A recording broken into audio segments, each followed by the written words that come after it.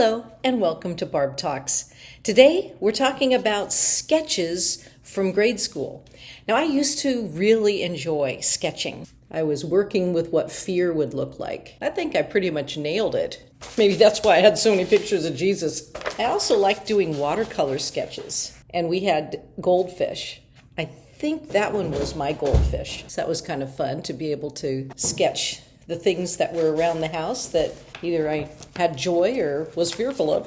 Here's my sister, who I idolized, and that's her. Looks like she's painting her nails or doing some art type of thing, laying on her bed. There's the middle school or high school pennants behind her. She was model for that watercolor when I was in grade school. So this could have been when I was in third or fourth grade. This is a doll that I had that I didn't play with much, and actually I still have. Obviously the doll couldn't be in this position, but I drew it in this position. I think that represents the Munsters sketches-wise. It was hard drawing feet.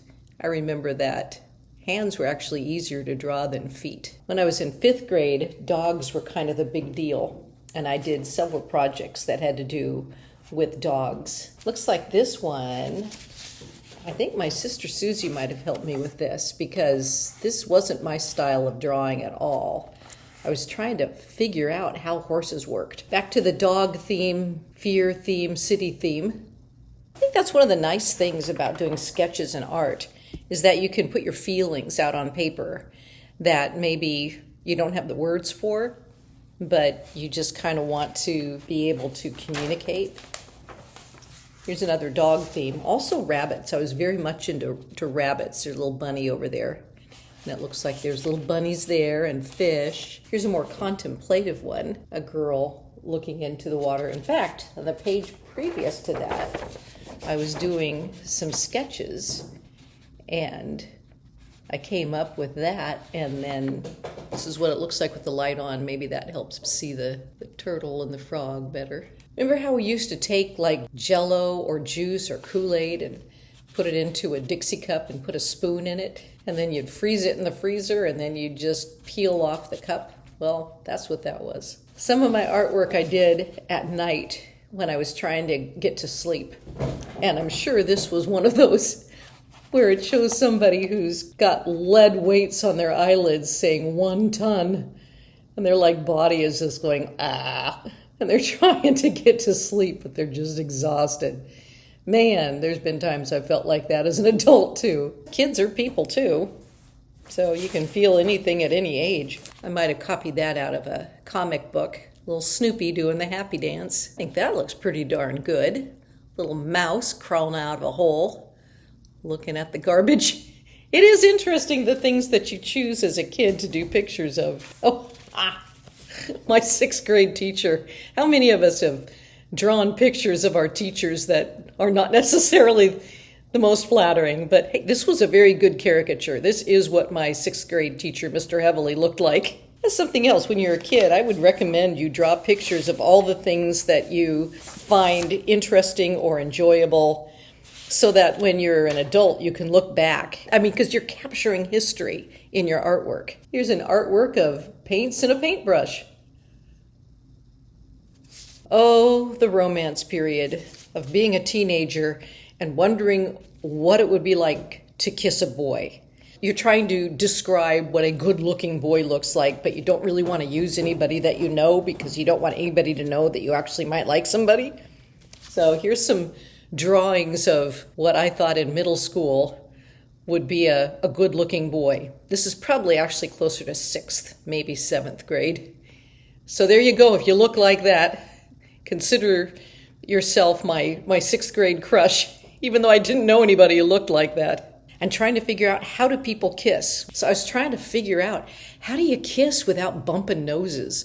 So I was drawing pictures of what it would look like to kiss, because I'd never kissed, didn't know. So I figured, hey, I'll draw it, see how it's done. That's what I imagined. See the girl's little leg up. Here's another, it's kind of a light pencil drawing, but it's a gal lying down next to a pond. This was just probably one that I did late at night when I was tired again. So it doesn't have much detail, but it does show what the styles were. Miniskirts were like it at that time. And the same kind of long hair that is in style now.